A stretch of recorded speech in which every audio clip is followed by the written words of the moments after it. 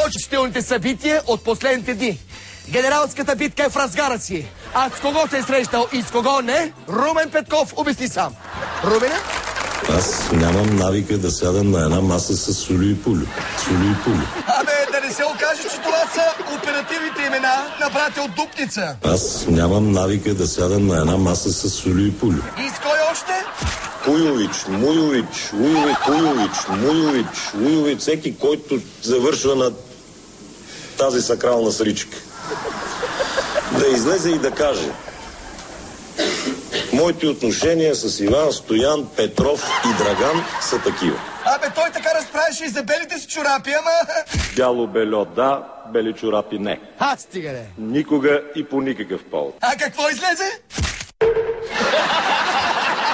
И много честен човек, ама що се обърка така? Аз нямам навика да сядам на една маса с Сулю и Пулю. Куйович, Муйович, Уйович, Иван, Стоян, Петров и Драган. Знам какво ще върви по интернет след това, което казвам сега.